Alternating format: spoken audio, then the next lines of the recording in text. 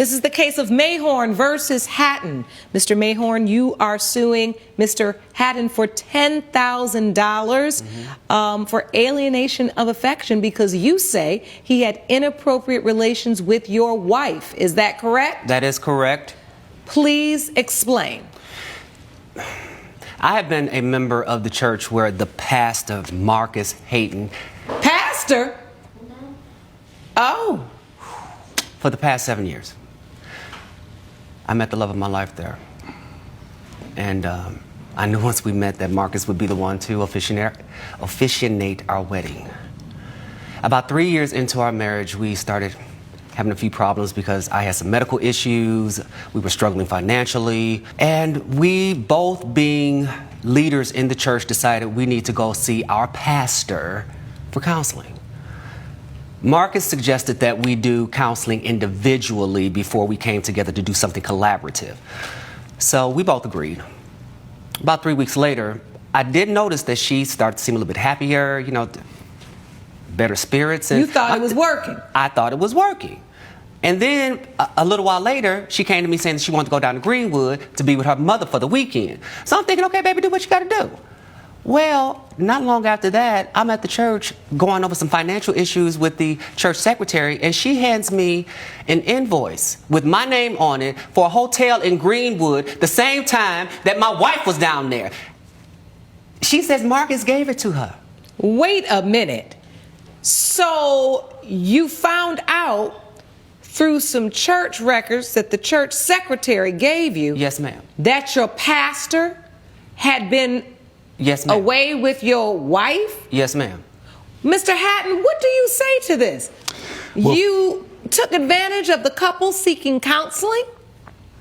Well, first of all, Your Honor, I want to apologize for being in your court today. I've been a pastor for 25 years serving the community. The deacon here and his wife are members of my congregation. Him and his wife came to me for counseling. Now, I do know the preacher, I do know the deacon, and he kind of has a little rigid personality. So I assume that we're going to have problems considering the fact that we can't get you can't keep your Johnson and your Brick brothers, we brother. Can't get any words okay, Mr. Mayhorn.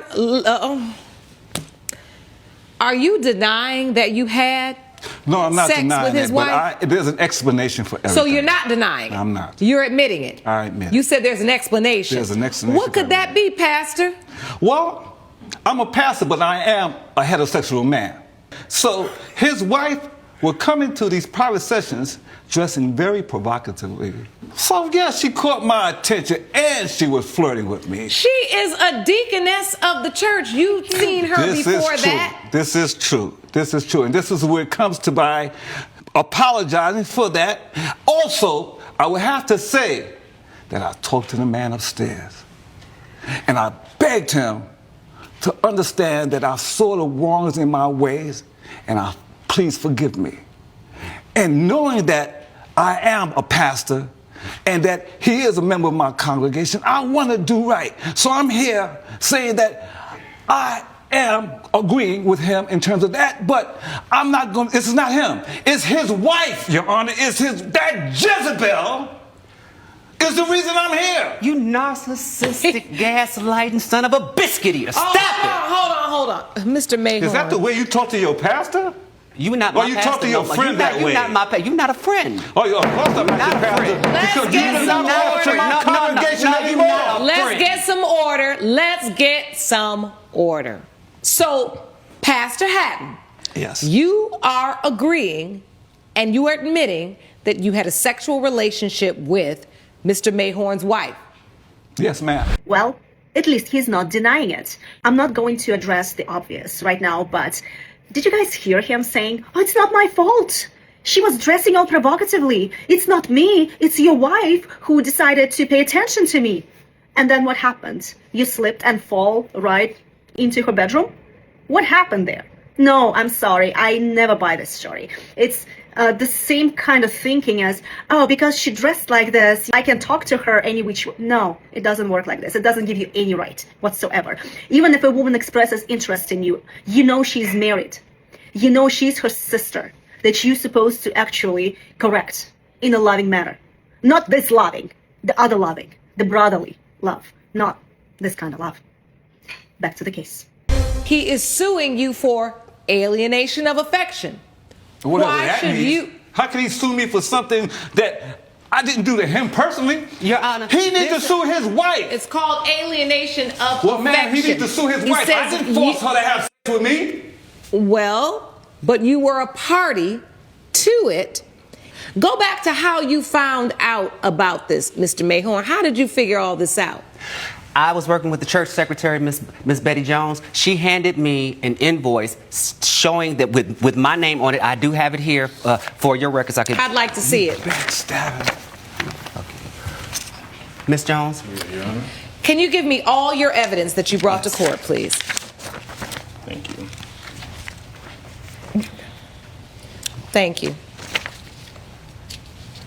So this is the hotel bill? That's also my food delivery bill because subsequently my wife left me. She told me she didn't want to be married with me anymore. So now I got to cook for myself. I got to clean my own house. So you don't know how to cook and clean? You know what? Your mama.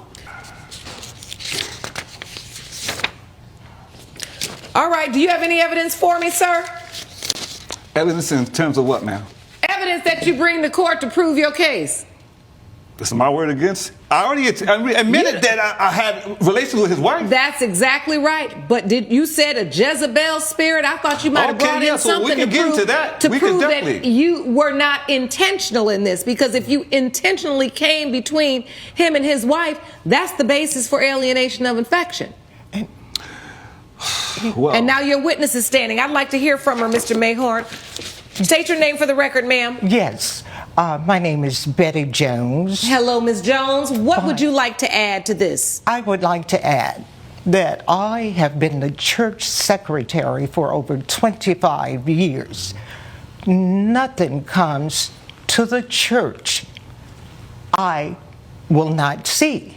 Okay. So I was taken aback when this receipt came to the church, and I knew Mr. Mayhorn had not been away. The receipt was in his name, and I knew the pastor had been away. Okay, stop. I want to understand this. You saw a receipt. Whose name was on the receipt? The name on the receipt was Mr. Mayhorn. Okay. So how did you come to realize that the pastor was responsible for this receipt? Because he gave it to me.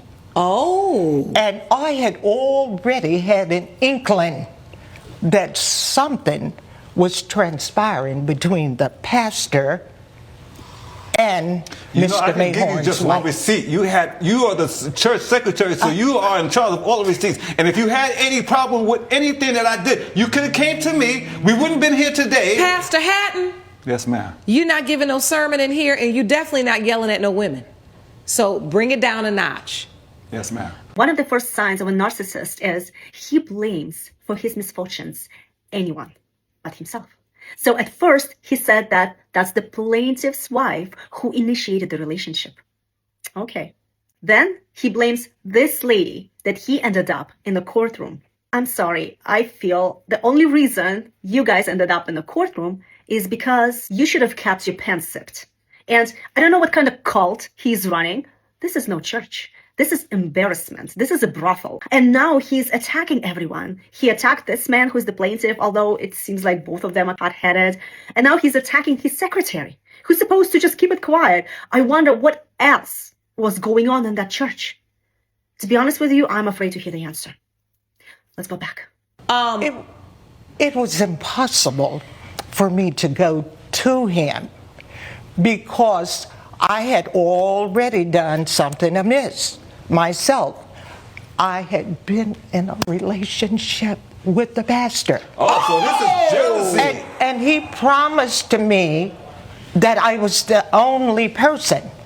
But when I found out I wasn't the only person, I was highly perturbed. Well, listen, babe, if you're going to tell the truth, tell the whole truth. The only reason you say anything to this man is because you're jealous. No. Because I was with his wife and not with you. No. Be honest.